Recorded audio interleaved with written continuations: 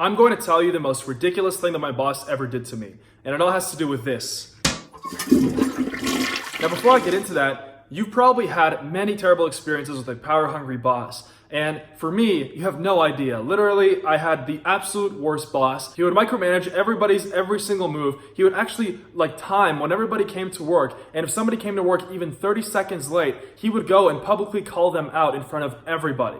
And he would do that just to embarrass that person. You have no idea. My boss would actually throw temper tantrums on the floor where I worked at the bank job that I used to work at. And he would make sure that everybody would feel that he was the powerful one and that everybody else was his subordinate. And my boss installed a special program on his computer to watch every single thing that I did on my screen. And he did that in secret until I found out. Actually, my coworkers found out, and then they told me about it. And so I literally was shaking at my desk knowing that my boss was watching my every single move. And even if I stopped doing work for even 1 minute, he would go and call me personally to his desk, and he would publicly call me out in front of the whole floor that I was a horrible worker and that I was doing a terrible job and that I was the reason that our department was doing so bad performance-wise. He would yell at me and he would freak out in front of everybody, and it wasn't only me. He was doing this to every single one of my coworkers. In fact, when I would look at my coworkers that were sitting next to me, next to my cubicle, they looked so depressed and they looked so angry, but at the same time sad,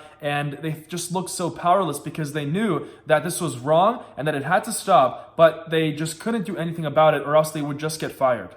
And I was just trying to do my best. I was sincerely just putting my best work every single day, and all of my coworkers, all of them were putting in their best. But even then, my boss would freak out and take out his personal frustrations on everybody.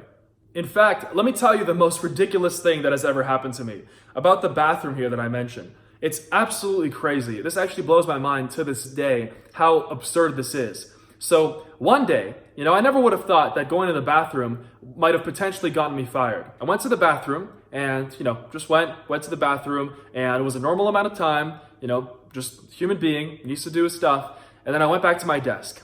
And as soon as I sat down and went back to my desk, I saw that my boss sent me a chat window, and it said, "Meet me in meeting room 2." And I thought to myself, okay, what can this be for?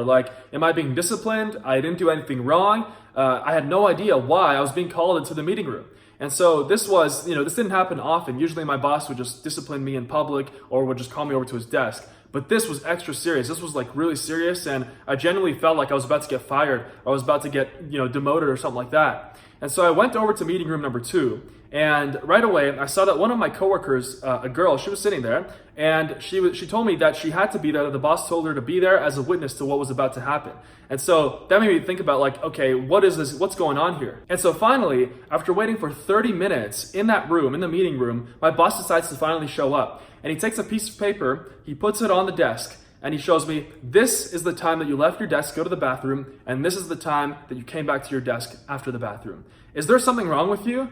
You need to go get yourself checked out. And I was shocked. I was blown away. And I told him that I had just gone to the bathroom, and he told me that I went to the bathroom for 8 minutes. And he said that I left 8 minutes before, came back 8 minutes after, and he told me that I should go get myself checked out. And I thought to myself how ridiculous this is. And I was in such a state of shock, especially the fact that my boss decided to do this in front of one of my coworkers, who would then go and tell everybody else on the floor about how, my bathroom breaks are too long.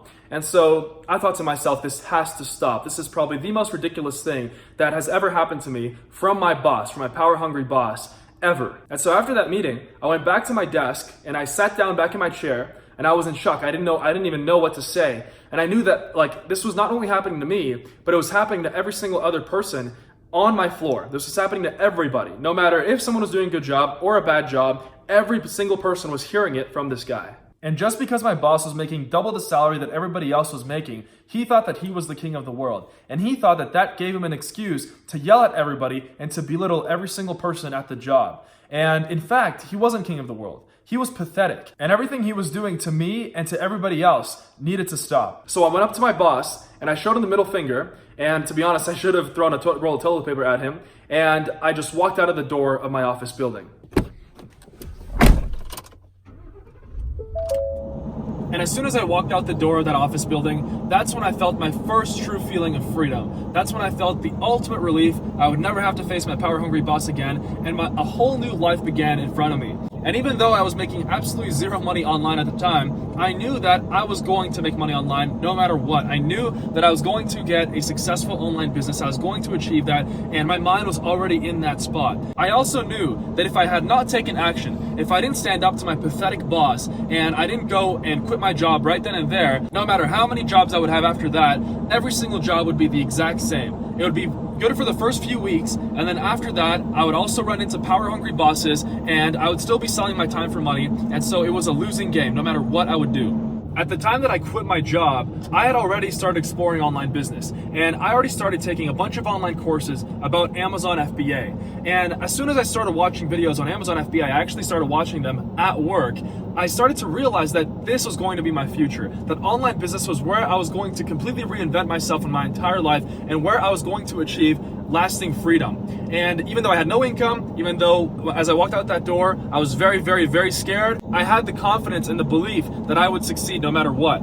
I knew that to match my previous job's income, all it would take was one successful Amazon product. And so I was confident enough. I knew that if I would just keep trying on Amazon, if I would just, do product research, if I would take that newly found time that I had just, gotten from this new job, from this job since I just quit my job, I can go and apply that to product research, so finding a great product on Amazon, and all it would take would be one product for me to be making more money than I would ever make at the bank, at my previous job, where I was controlled by my power-hungry boss.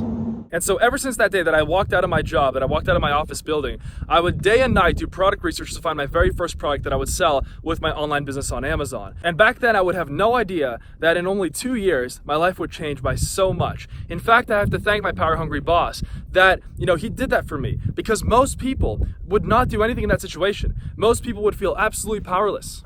And you might be dealing with this every single day. You might be going to your 9-to-5 job and experiencing this same exact thing that happened to me, a power-hungry boss who doesn't know any limits, and you might be stuck in a position where you just don't know what to do.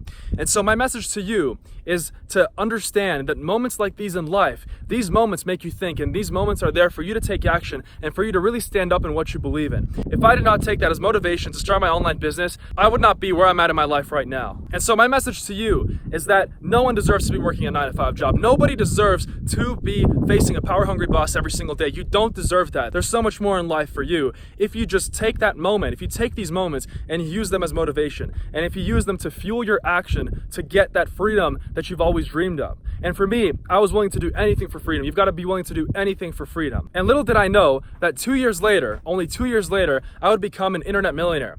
And if you guys want to hear about that, exactly how I became an internet millionaire, my entire story from zero, from that moment in the bathroom to making my first $1 million online in e-commerce, then go ahead and watch this video right here. And there I explain how I became a millionaire from zero all the way to $1 million and how you can do it too.